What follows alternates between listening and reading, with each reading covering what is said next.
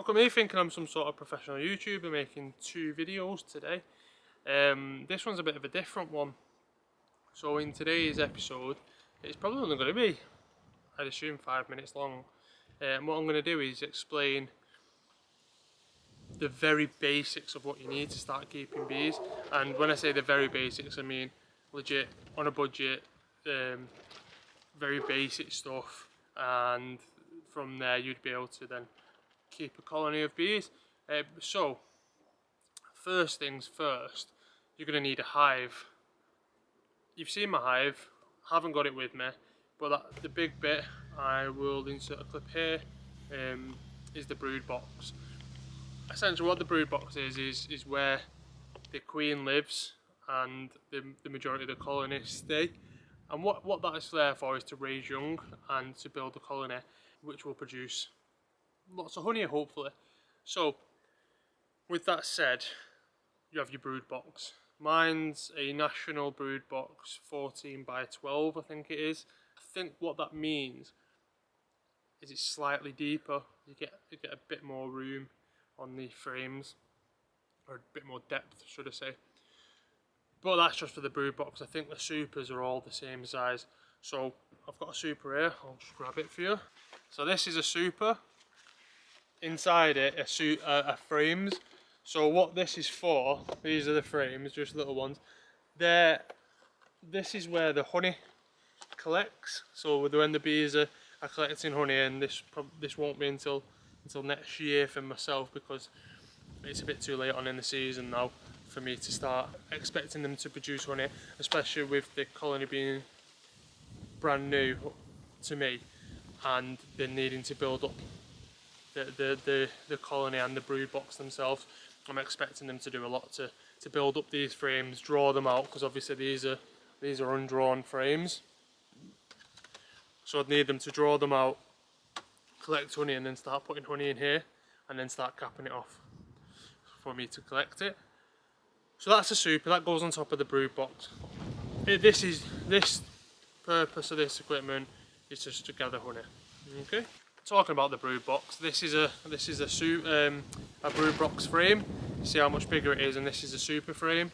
It's quite a big difference. Probably a time and a half bigger. This frame's job or purpose is for the workers to draw it out, much the same as a super, and to put resources in this. Resources meaning things like eggs, larvae, brood in their respective stages, and then also tend to be on the top honey, and then closer to the brood in the middle would be pollen. Pollen is the main source of protein, and pollen is the main food source for brood, meaning that the brood need more protein and more pollen to build the strength, and then obviously eventually hatch and then be part of the colony and start the cycle all over again. Okay, so that's a 14 by 12 national frame. Okay, brood frame. Again, staying on the subject of frames, this one is a national brood box frame, but it's not a 14 by 12 as far as I'm aware. As you can see, it's very dark. The combs have been pulled out or drawn out, however you want to say. What I'm going to do with this is melt it down and burn it, because then I'll have a fresh frame for next year and it'll be free of infection, free of disease. And the same with this. This is a super frame, however it was in a brood box. So as you can see there, they started adding their own extensions to the wax on there to give themselves more room, essentially. Keeping on the subject of the hive, this is a queen excluder. All it is, this one's plastic and it's got little holes in there, big enough for worker bees to go through, not big enough for queen bees to go through because of thicker bodies and quite a lot longer, so they can't fit through these holes. So the purpose of this, it goes on top of the brood box or on top of the box where you want the queen to stay. And then what happens is, if you have it on the brood box and then you have a super on top of the brood box, the worker bees can go up and down. And what that means is the workers can store honey in the supers, but the queen can't get in the supers, therefore can't lay brood or can't lay eggs in the supers, meaning that it'll be a clean frame. Once it comes to harvest, you pull it off, decap it, put it in your spinner, and you just get honey in there, maybe a bit of pollen as well, just dependent on where the bees, but it's unlikely to have much pollen in there because the bees like to keep the pollen near the brood so then they can feed them. And in this hand is a escape trap. I can't remember the exact name of it, but what this does, it sits on the crown board, which it's the first bit of board to pull off apart from the roof. That keeps the bees in the box.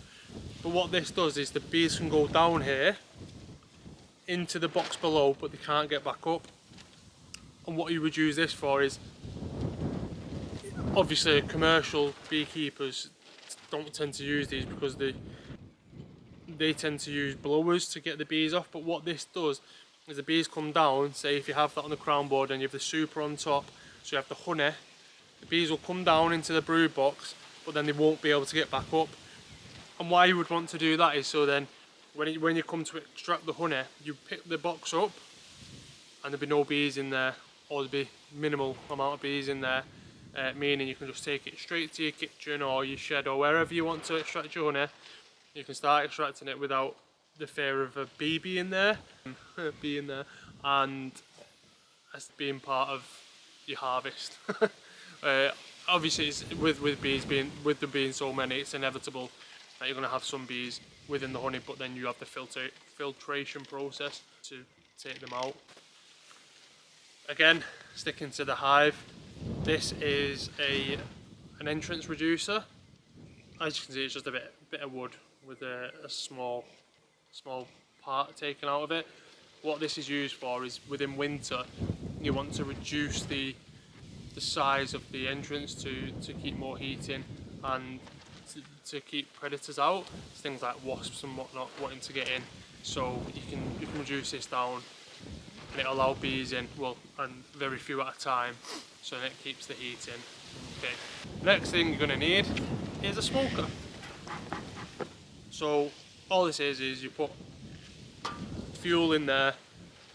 You have a little I don't know what it's called.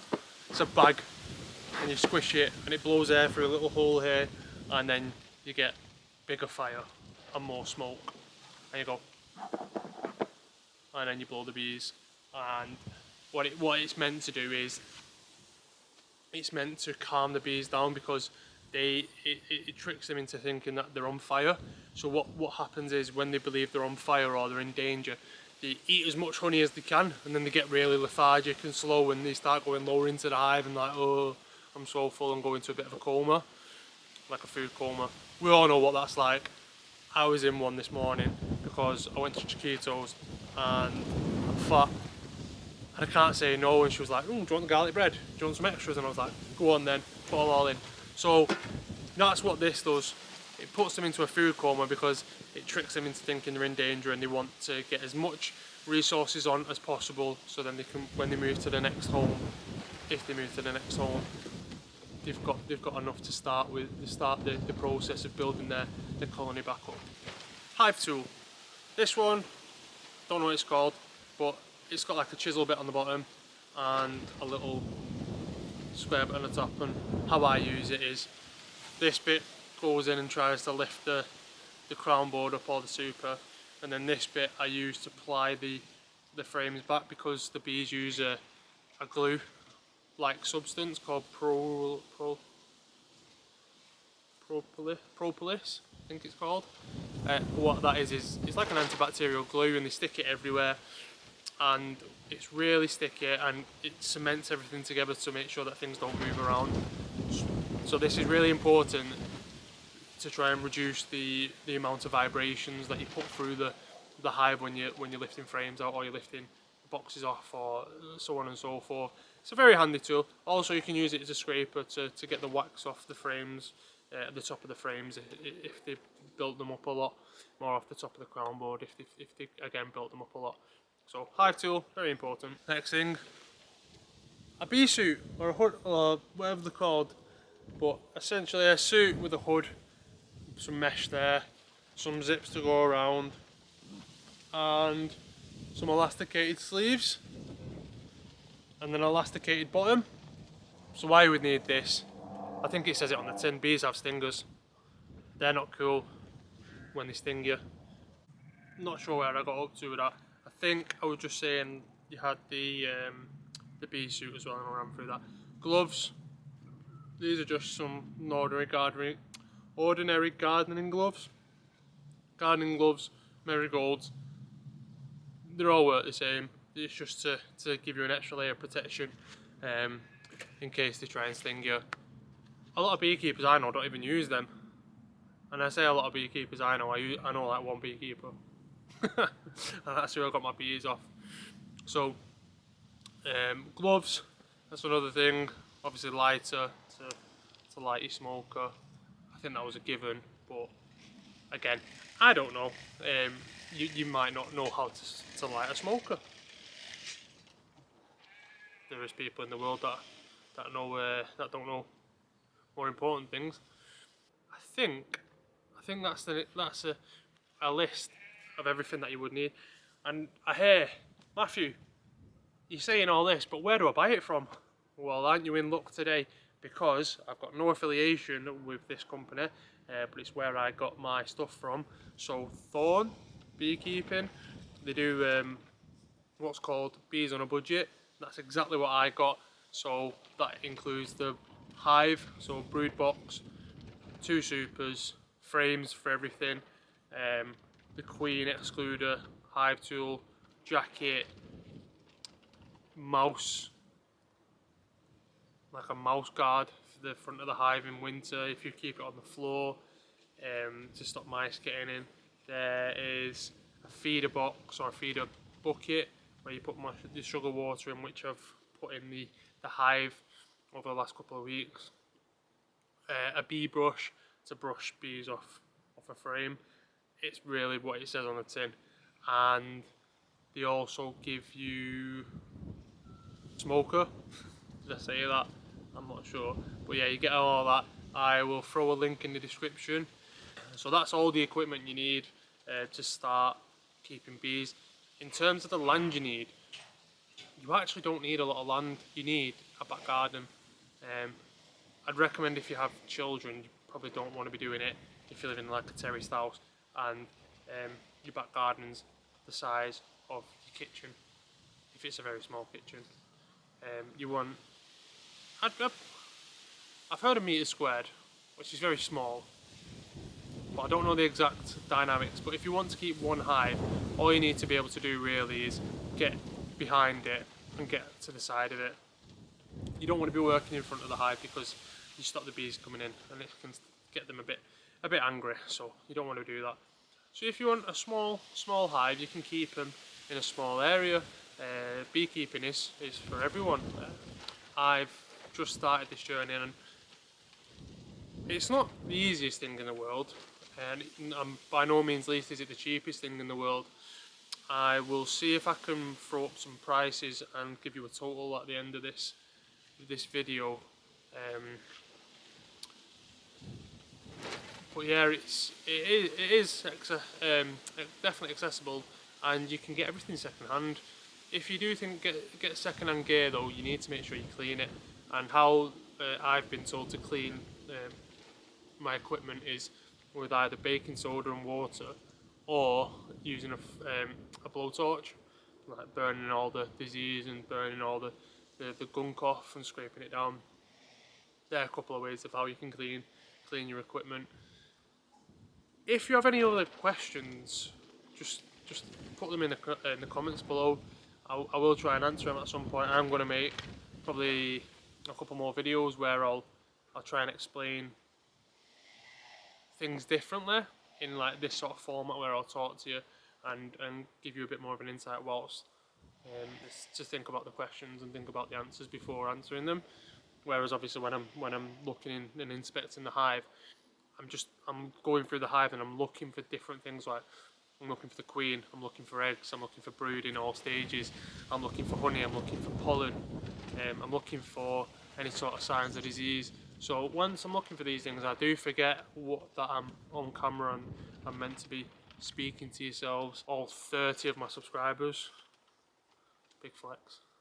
So, yeah, if you have any questions, just let me know. And thanks for watching. I guess it's a very nice day. Good to be out here. Hey.